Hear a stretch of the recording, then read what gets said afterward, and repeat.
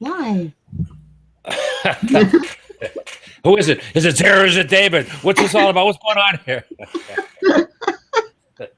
Welcome. Welcome to day 5 of Global Entrepreneurship Week.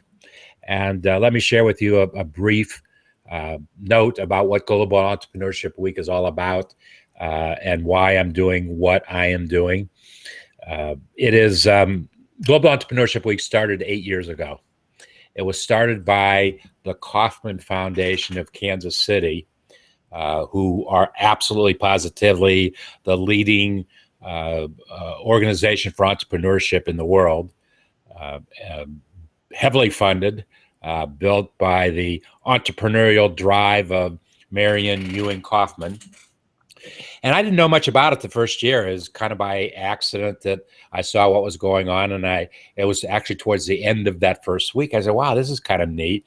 So immediately I started to learn as much as I possibly could about it so that I could participate in it the following year. Well, it just so happens the following year, I went out to Kansas City to the Kauffman Foundation and got involved in their partnership program for Global Entrepreneurship Week.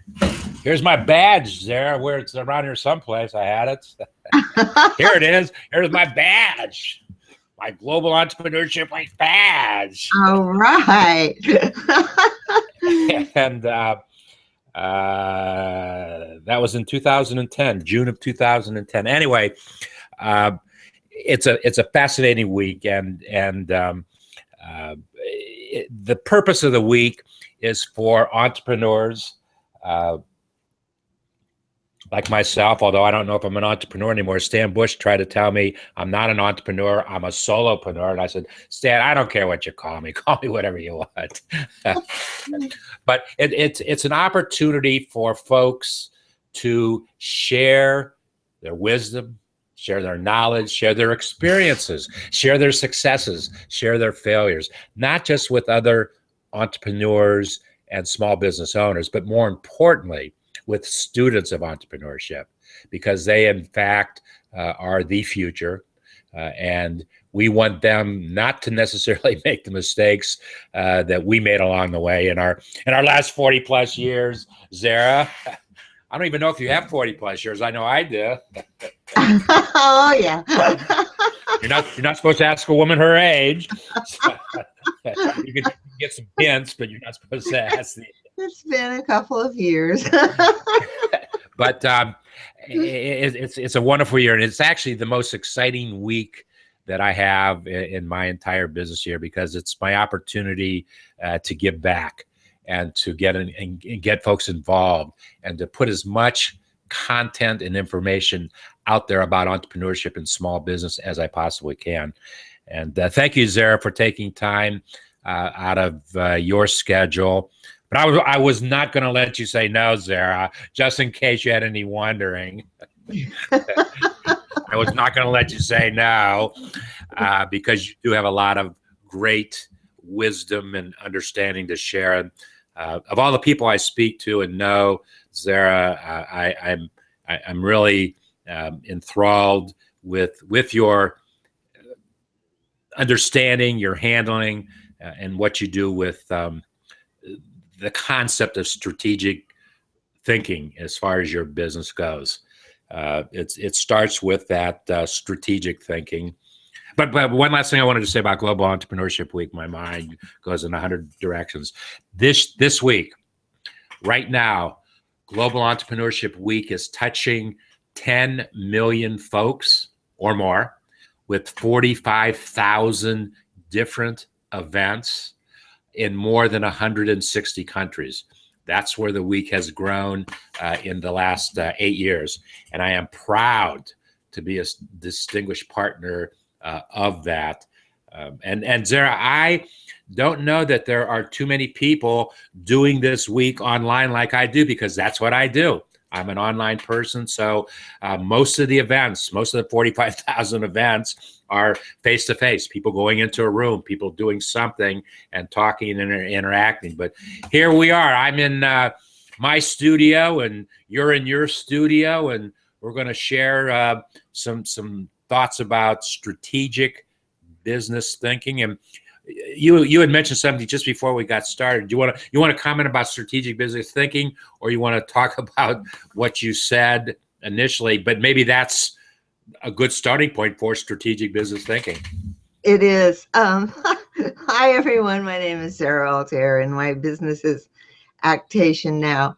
And David and I were chatting just before the show and saying that the more you are, the more people understand who you are and what your business is. And I really agree with that. And actually, it was part of the focus of what I wanted to talk about today, because I wanted to tell a little story about. You tell your story, and then I'm going to tell a story too, because Okay.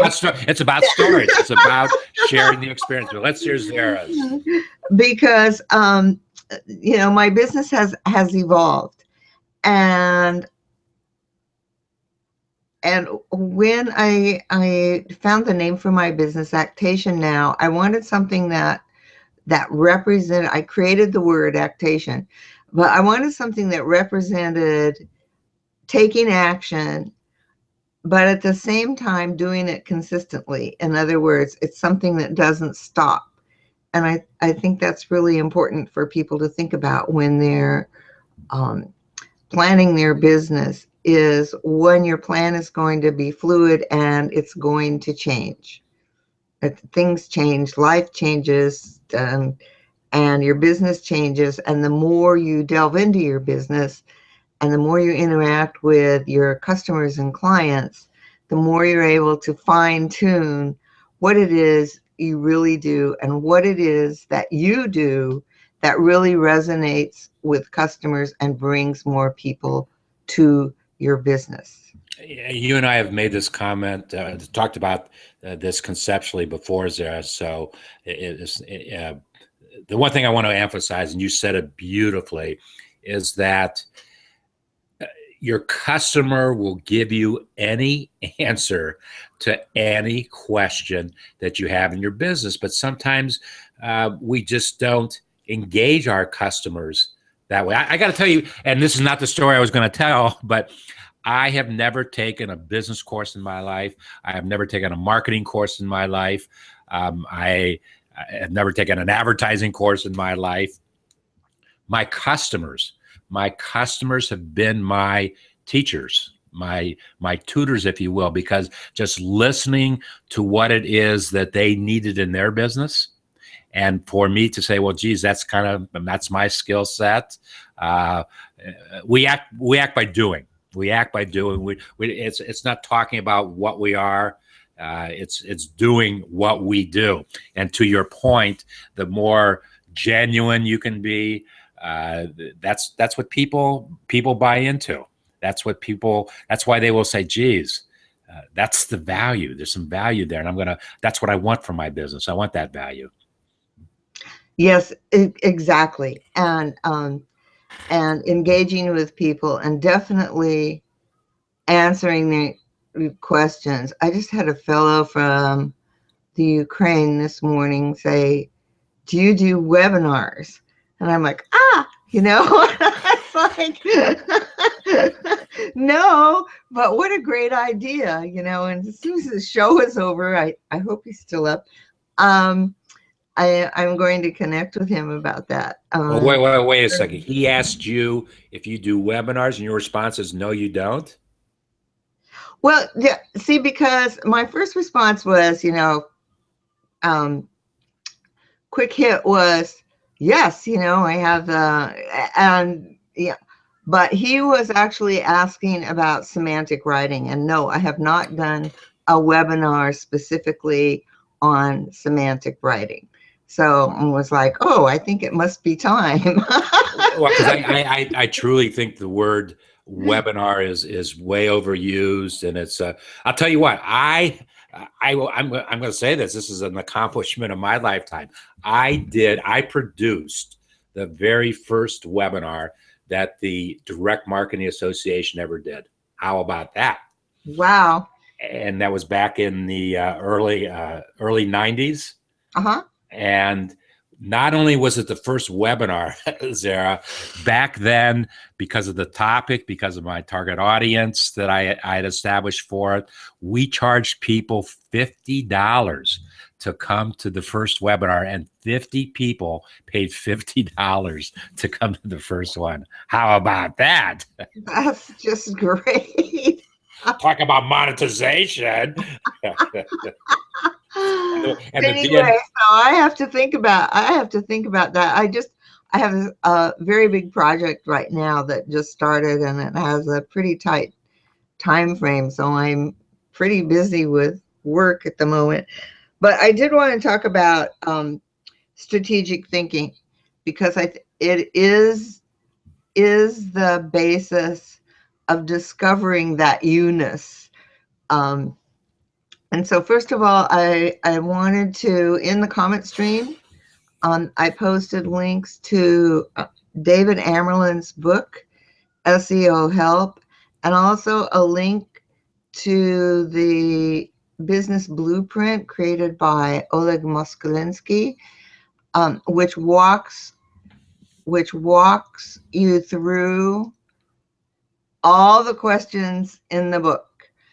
And although it's entitled SEO Help, and I try to avoid using the word, I personally avoid using the word SEO, because people often are thinking in the wrong direction. But what happened with me reading the book and working through the questions was that I really fine-tuned what I did.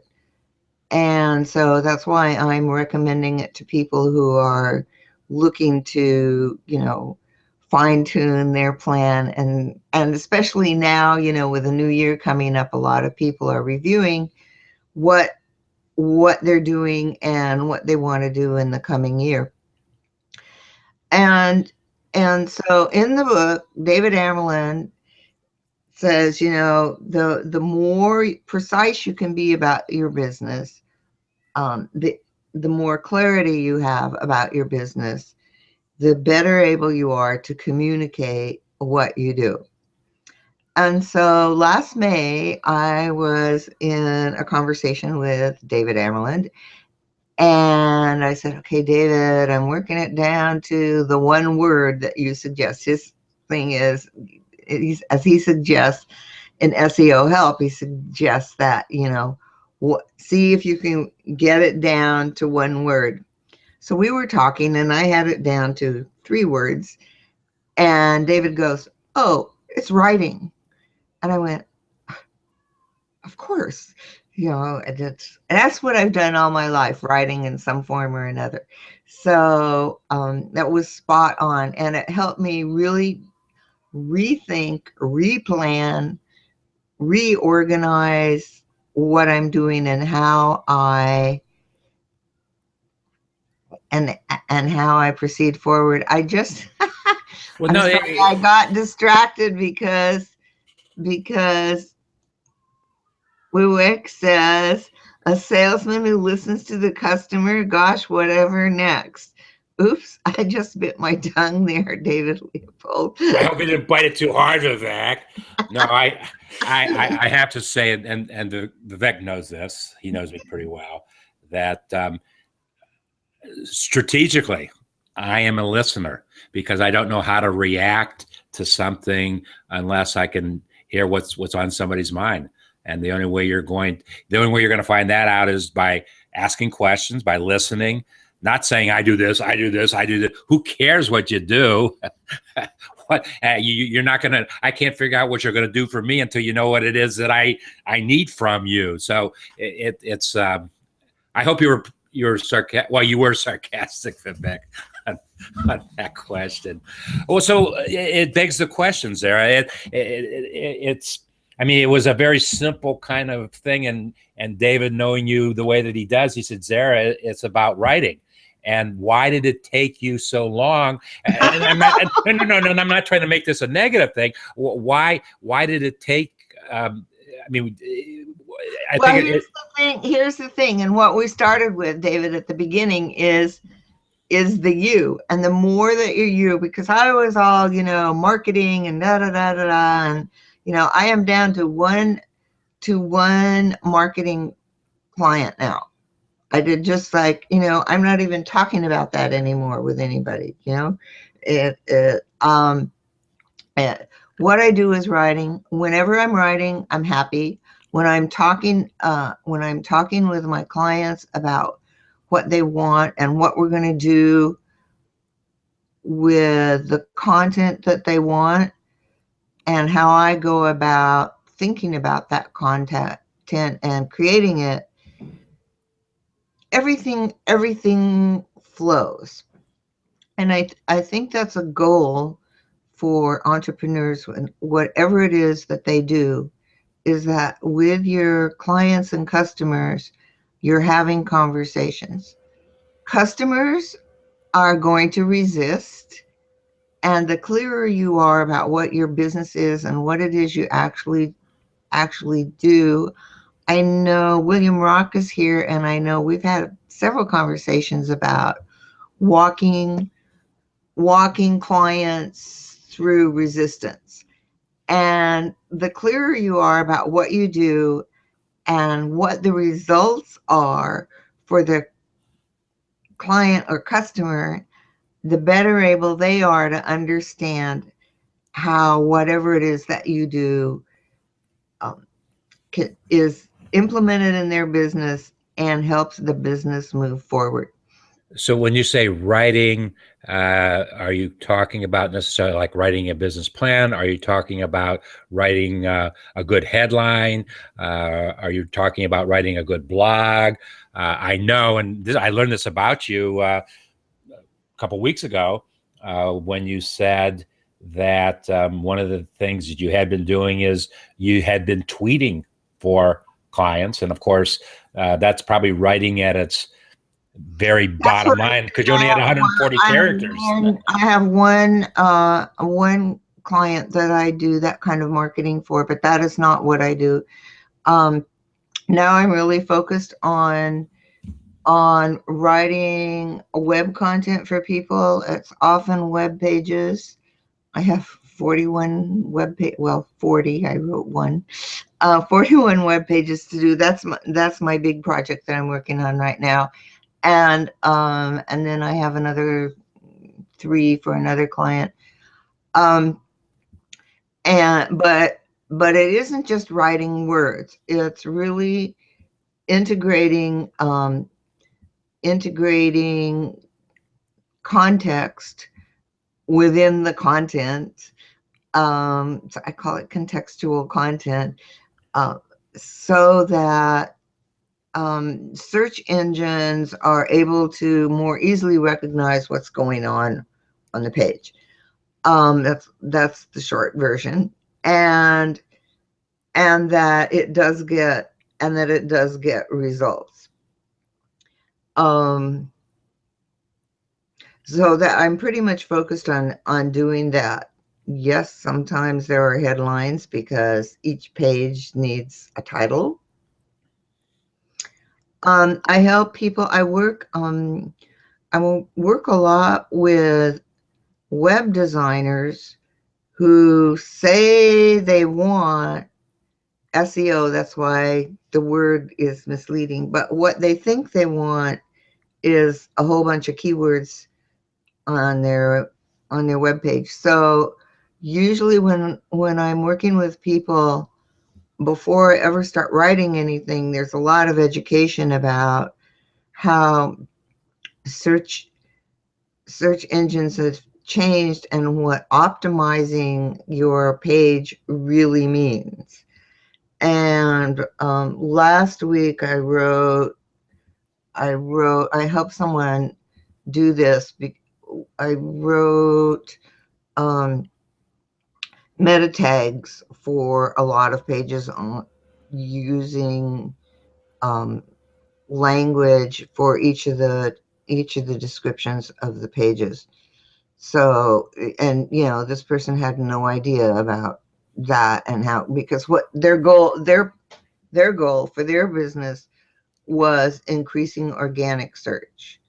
They have a lot of referrals through uh, a business that they're actually in the travel industry, and they have a lot of referrals through TripAdvisor, which is a huge source of travel information. But they wanted to increase their um, organic results. So we've been working on revising the website.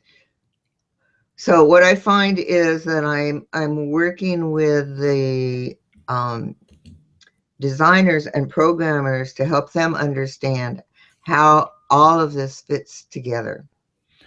You said a couple of things that really got my attention.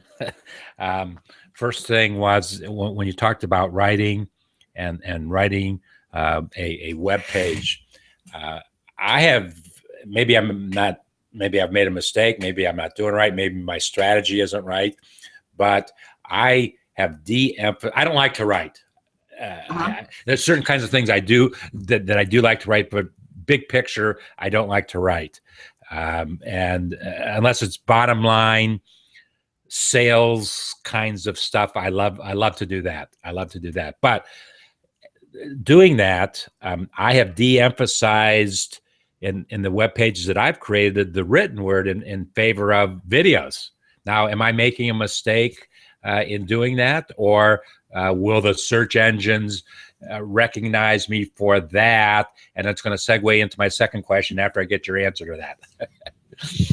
No, that's all part of the strategy, because the content on your web page is everything that's there.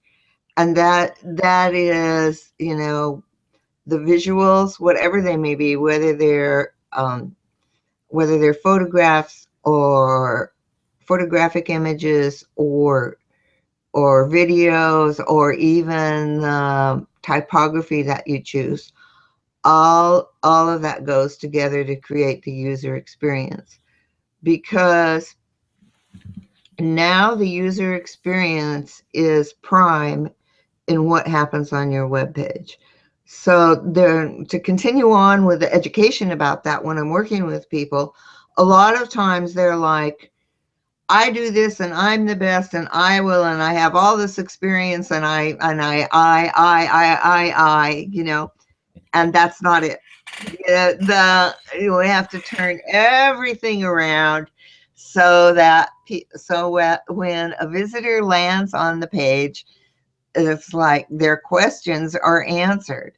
And it doesn't matter if you're a dentist or you're a programmer. It's like, why should people do business with you? It's because you're answering their questions. It's not because you've got all this experience and you do. Because when people are looking for a service,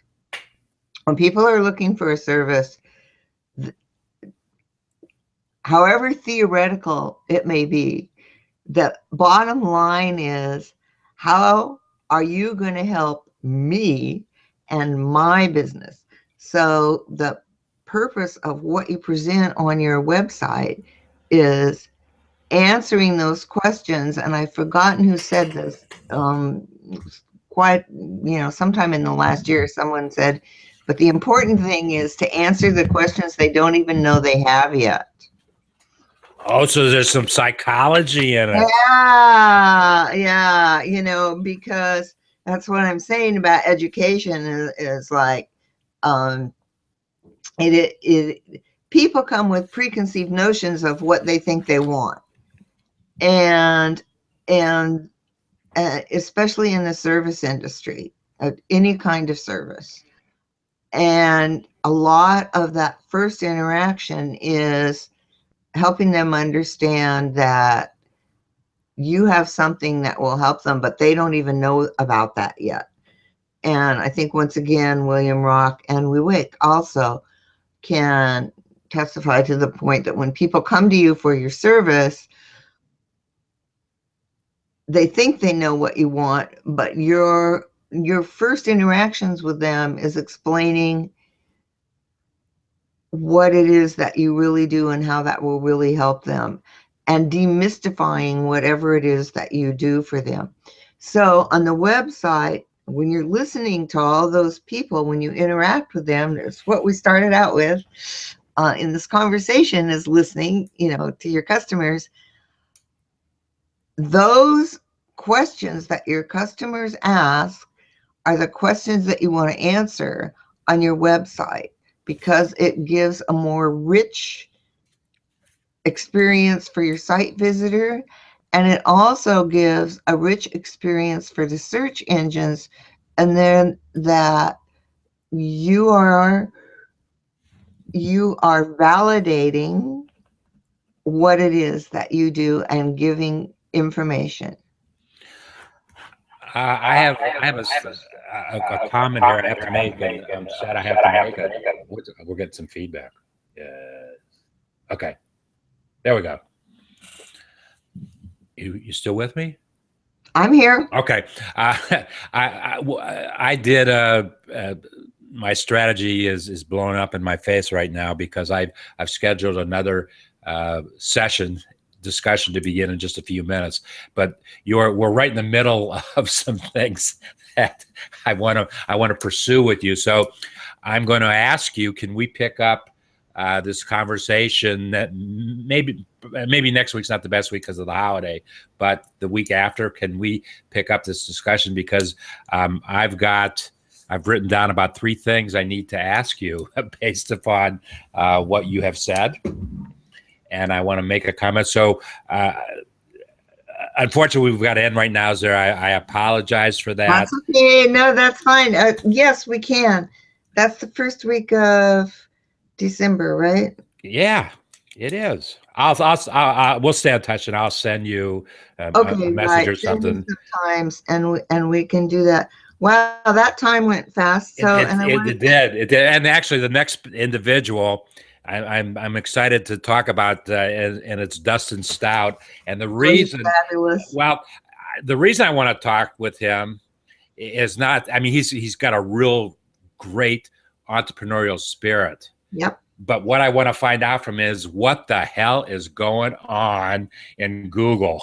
The conversations that Dustin says, David, have you sent the link to the HOA yet?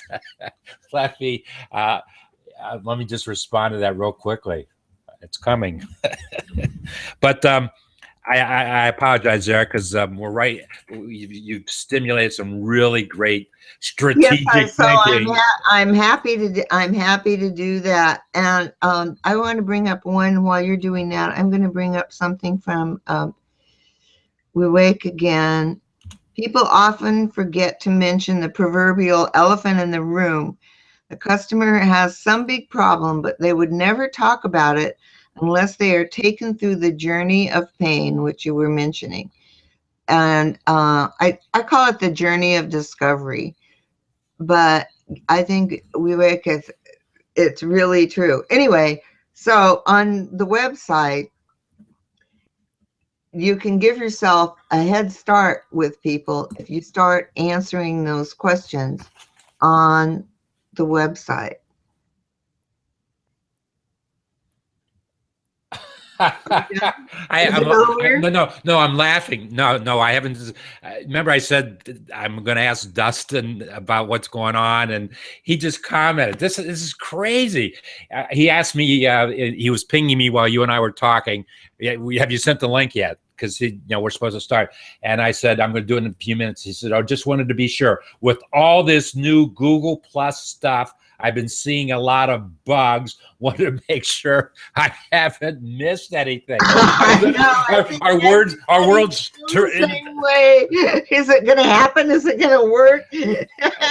One final thing. This week, I did my opening HOA on Monday. Tuesday, I had 2 HOAs. Thank goodness the first one was with Stan Bush. I went to start the broadcast, do the event, open up the event. I could not open it, Zara. I've done 350, 400 HOAs. The first time I couldn't open one up. I frankly went to Stan, and what a better person to go to find a solution to something. And we ended up blabbing what was supposed to be an HOA Yeah, because there was the Hangouts in itself has glitches, and Hangouts is now separated from Google Plus, so it's a whole separate deal. But I remember one time Nazim was doing a Casa Quiesa show, and he couldn't close it. it was so good he couldn't close it. Drinking wine in Italy and having a lovely time, and he went to close the event, and it just wouldn't close. So all kinds of crazy things happen within the hangout environment itself. But first of all, I want to thank everybody for coming here and your input and listening. And let's, yes, absolutely pick up again, because I feel like we've just done the tip of the iceberg today. Well, you, as I said, I've got 3 or 4 questions here just listening to you that I want to ask. So we'll pick this up again. Thank you for your time today, Zara. Thank you for sharing your wisdom and your thoughts and your strategic thinking with our folks during this Global Entrepreneurship Week. And if this is the first time that you have come into the world of Dreaming with Entrepreneurs in Google+, thank you. If we haven't answered a question that you have, please let me know. If we've raised some additional questions by some things that haven't been addressed, please let me know. Yes, and for anybody who is watching, please post your comments in the comment stream, and David and I will both respond. We absolutely will. I guarantee you that. And we will see you the next time, which may very well be the best time. See you then. Thank you, David. Thank you, Zara.